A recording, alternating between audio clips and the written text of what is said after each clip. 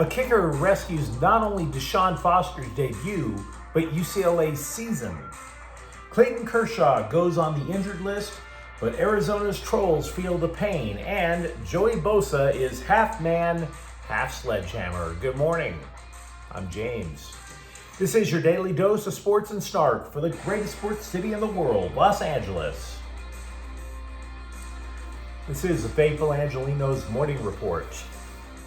So it is September 1st, 2024, and yes, the rent is too high in the sanctum sanctorum of LA sports. It's also the Lord's Day, so if you believe as I do, take a moment and thank Him for the blessings in your life, like LA sports. And if you'd like being in the know about LA sports, clickety-clack the like button. Clickety-clack the subscribe button. There's a notification bell. Hit that. It'll let you know when we drop new content. Sharing is caring. Let people know we exist, and by all means, comment. We are going to have an expanded scoreboard today before we go through the news. So, UCLA 16, Hawaii 13. Mateen Bagani rescues the Bruins season with 3 field goals, including the game winner with less than a minute to go. And make no mistake, it is not hyperbole to suggest that the entire season was this close to going up in flames in Deshaun Foster's coaching debut. Because UCLA, to be generous, looked sloppy. UCLA had to rally from 10 points down.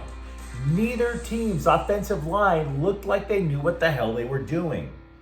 And honestly, in the long term, that's probably what's going to kill UCLA. Remember, the offensive line last year for the Bruins allowed 42 sacks.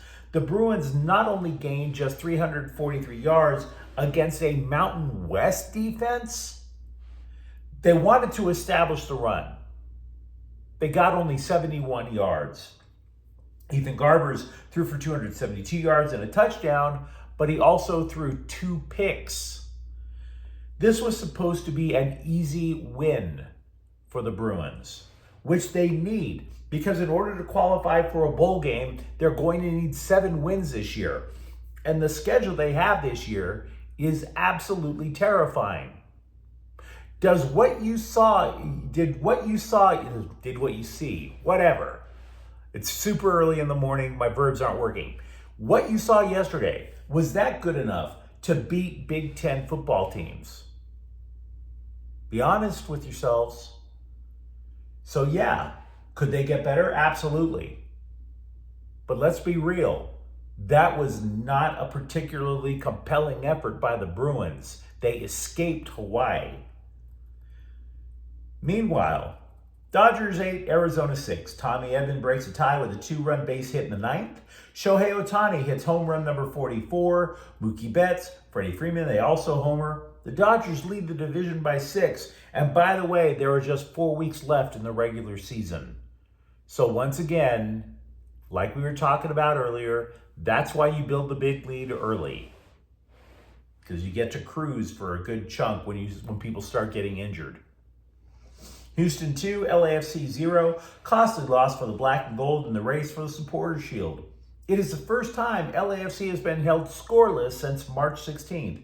Meanwhile today, Dodgers are at Arizona at 1. Justin Robleski is 1-1 with an ERA of 4.68. Brandon Pfaadt is 8-7 with a 4.31 ERA. USC, 23rd ranked USC, faces 13th ranked LSU at 4:30 in Vegas. I'll be at the game, so if you see me, feel free to unleash your hate. It's Galaxy Game Day. They are playing at St. Louis at 11:45 a.m. There will be no Ricky Pouge due to a yellow card accumulation.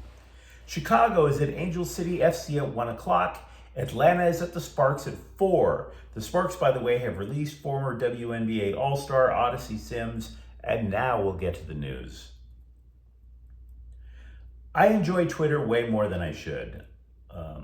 The problem with Twitter is that you have legions of stupid people that are given a bullhorn. Say you think before you tweet, right? Then some rando replies, "Oh, your tweets smell like my farts." Never mind that tweets do not have the capability of odor. It's given the same weight. Every tweet looks, because it has the same font, the same presentation, it's given the same weight as whatever you actually thought about writing. So Friday night, a bunch of gasbag Diamondbacks fans claimed Clayton Kershaw was faking an injury last night because he was so scared of facing the Diamondbacks. Considering Arizona has dropped the first 2 games of this series, this narrative has the same destructive potential for them as the crying Kershaw meme last year ruined the Padres. Be careful who you taunt, social media trolls. But I digress. Kershaw, who left Friday's game in the 2nd inning after giving up a home run, was legitimately injured. He wasn't faking. Gee, I'm shocked. He has bone spurs in his left foot, specifically the left big toe, and he goes on the 15-day injured list. Dave Roberts said this was to reduce swelling in the foot, said Kershaw could barely move around, and they are not sure when he's going to return. Ben Kasparius was summoned from AAA in a corresponding move. Also, Joe Kelly returned to the injured list with right shoulder inflammation after pitching an inning and a third last night. To replace him, the Dodgers are bringing back Brent Honeywell, a guy they designated for assignment.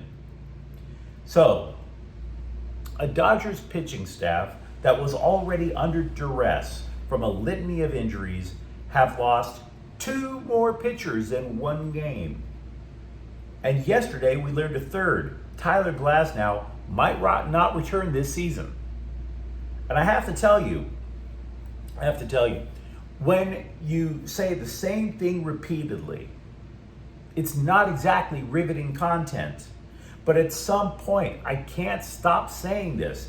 You would think the Dodgers might consider how they're treating their pitchers, how they're coaching the pitchers, how they're conditioning the pitchers.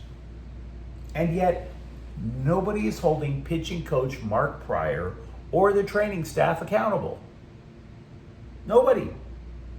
Same thing every day. The Dodgers, if you take a look at all the pitchers that are currently on the injured list, the Dodgers have more than $51 million in payroll for this year, locked up specifically to pitchers who can't take the mound.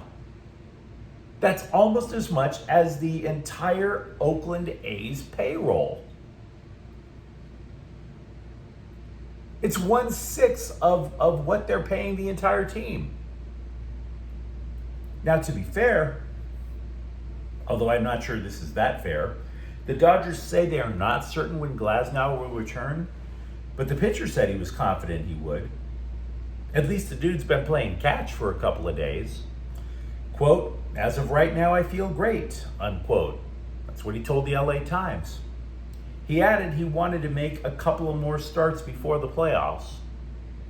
Maybe that's good news, but how long is it going to last? And at what point do they ask themselves over at Chavez Ravine, maybe we need to rethink the way we're treating these guys?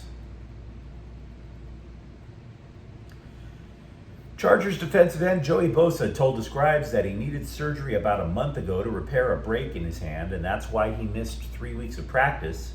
He'll be ready to go for the season. He's going to wear that thing that makes your hand look like a mallet, right?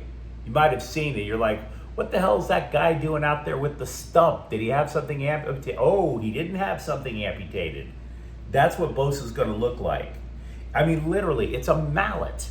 They call it the club. The club, like what you would put on your car back in the 1990s to keep it from getting stolen. If this were pro wrestling, Gorilla Monsoon would be yelling at Bobby the Brain Heenan about using a foreign object in the ring. But it's the NFL, so it's cool, right? Just start swinging that club around. We just made his arm look like something you would find in Home Depot. Not a problem. Now, this is the latest ish for Bosa in an injury history that's so lengthy, you have to start to wonder if he's going to wind up breaking every bone in his body like Evel Knievel, which I have to admit is kind of badass. Bosa has played just 14 games in the last 2 seasons. He's missed time with hamstring problems, foot problems, toe injuries. The guy was so injury prone that there was chatter last offseason, if you recall, that the Bolts might cut him in order to get some salary cap relief. And he took a pay cut to stay. But the funny thing, though, is Bosa accidentally indicted the Chargers organization for his entire 8-year career. Yeah, he told NFL.com, quote, "I just want to go out there and finally put together one of those seasons as a team that's like, we're serious. We've had some good years, but I just feel like we have left a lot out there over the years," unquote. And that quote on its own is kind of horrifying because it signals what many football fans already believed. The Chargers just piddle around. They get a couple of names, they just sit there and go, okay, let's sell some tickets. Winning would be nice, but whatever, right? But I have to be fair and say that that quote, even though it is kind of horrifying if you're a Chargers fan, it does require a little bit of context. If you recall, it was Dean Spanos who at the end of last season said he wanted to reimagine how the Chargers ran things. Without saying it, the owner admitted what Bosa said. That yeah, maybe we weren't taking winning as seriously as we could. Look at Bosa's career. The guy has reached the playoffs twice, and yet the Bolts have won 5 times in 3 seasons while Bosa was there. They're more likely to be a top 10 draft pick team than they are a playoff team. That's why Jim Harbaugh got the bag. Back when people bought newspapers and magazines, when I was a kid, Mom would be in the checkout line. She'd get bored at the register and pick up People Magazine's 25 Most Intriguing People edition, which is kind of goofy. But I was cool with it because that would keep her from snitching to Dad about the candy bar I was trying to shoplift, right? The Athletic generated a list of the 25 most interesting assistant coaches in college football, and D'Anton Lynn of USC placed second. In his 1 year at UCLA, most of this you could probably recall on your own, Lynn was the only defensive coordinator in the Pac-12 to hold Caleb Williams and USC to fewer than 6 yards of play last year. But he doesn't have the same level of talent on the defensive line that the Bruins had then. They think Lynn has better talent at linebacker and the defensive backfield. So we'll have to find out if he can adjust or if he actually has the building blocks on a defensive line, because the Bruins were terrific at getting to the quarterback last year.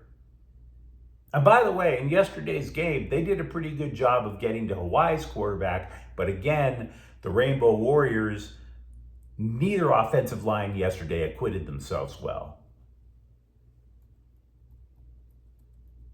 I'm not sure how many people trust the Galaxy's back line, but the LA Daily News is suggesting that John Nelson has been a revelation since he has started 7 of the last 8 matches. Now, Nelson came as a free agent from St. Louis, the team they're playing today. He replaced Julian Aude, who had hernia surgery. Said Galaxy manager Greg Vanney, quote, "He's a stabilizer. He's a guy that you always know what you're going to get every single game. He's going to play steady. He's going to help you keep possession. He understands the defensive side really well, so he helps balance things off," unquote. Now, I'm a Galaxy supporter. Most of you guys who watch this program regularly know that. I'm not sure how much I buy this story yet, in the sense that the Galaxy have a very leaky defense when it comes to set pieces. But if you remember the start of the season when we were talking about the Galaxy, I was saying that the Galaxy didn't have to play elite defense. They just had to not be terrible.